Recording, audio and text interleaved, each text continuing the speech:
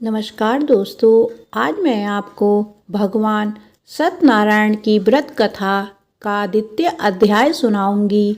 तो आप सभी मेरे साथ बोलिए, सत्यनारायण भगवान की जय।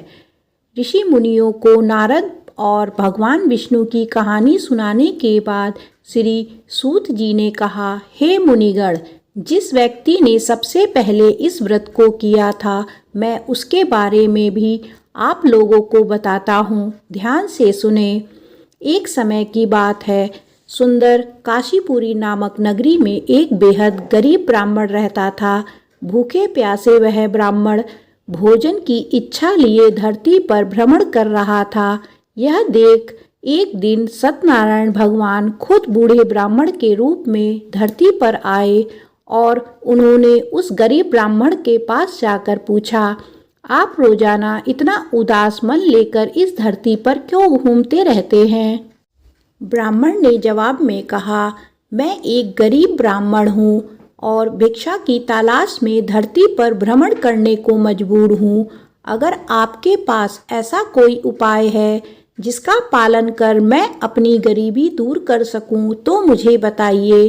इस पर बूढ़े ब्राह्मण ने कहा, तुम भगवान सत्यनारायण की आराधना करो, वह सभी के मन की मुराद को पूरी करते हैं। उनकी पूजा करने वाला हर शख्स दुख और कष्ट से दूर हो जाता है। इतना कहकर बूढ़े ब्राह्मण का रूप लिए सत्यनारायण भगवान अदृश्य हो गए। उनकी बातें सुनकर निर्धर ब्राह्मण इस व्रत को करने का उपाय सोचने लगा।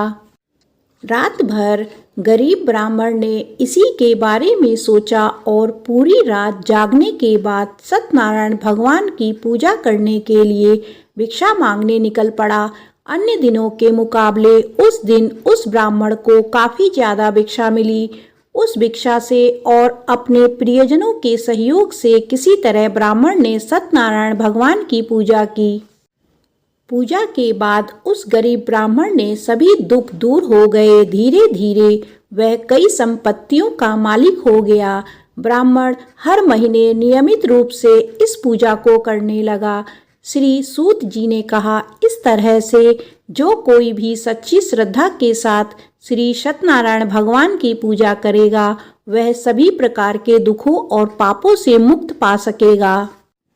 इस पर ऋषिगण बोले, हे सर्वज्ञाता सूत जी, उस ब्राह्मण की बातों को सुनकर और किस किस ने श्री सत्यनारायण भगवान की पूजा की, आप इस बारे में भी हमें बताएं। फिर सूत जी ने आगे कहा, इस व्रत को जिन लोगों ने भी किया है, मैं उन सभी के बारे में आप लोगों को बताता हूँ। ध्यान से सुने। एक बार एक गरीब ब्राह्मण धन और संपत्ति की प्राप्ति के बाद अपने परिजनों के साथ इस व्रत को करने की तैयारी कर रहा था। तभी एक बूढ़ा व्यक्ति लकड़ी बेचते हुए वहां आया। उसने लकड़ियों को बाहर रखा और स्वयं ब्राह्मण के घर के अंदर चला गया। प्यास से तड़पता वह लकड़ी बेचने वाला जब घर के अंदर आया तो उसने देखा कि ब्राह्मण पूजा पर बैठा हुआ था। उसने ब्राह्मण को नमस्कार किया और पूछा, हे मुनिवर, आप यह कौन सा तप कर रहे हैं और इसे करने से क्या फल मिलेगा? लकड़हारे के सवालों का उत्तर देते हुए ब्राह्मण ने कहा, यह व्रत श्री सत्यनारायण भगवान का है। इसे करने से मन की इच्छा पूरी होती है। इसी व्रत का पालन करके मुझे धन की प्राप्ति हुई है। ब्राह्मण ने इस व्रत के बारे में सुनकर लकड़हारा बेहद खुश हुआ। उसने चरणामृत व प्रसाद ग्रहण किया और तुरंत अपने घर चला गया। घर पहुंचकर उसने निश्चय किया कि किसी भी हाल में वह भी श्री सत्यनारायण भगवान की पूजा करेगा। इसके लिए वह लकड़ी बेचने उस नगर जा पहुंचा जहां अधिक संख्या में अमीर लोग रहते थे। वहां उसे पहले के मुकाबले अधिक धन मिला।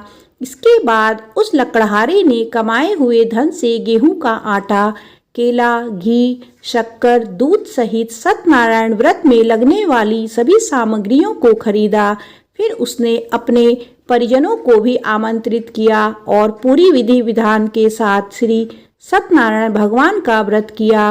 इस पूजा को करने के बाद उस लकड़हारे को भी धन और संपत्ति की प्राप्ति हुई और आखिर में उसे वैकुंठ धाम की प्राप्ति हुई। इस प्रकार सत्यनारायण व्रत की कथा का दूसरा अध्याय खत्म हुआ। तो आप सभी मेरे साथ बोलिए, सत्यनारायण भगवान की जय।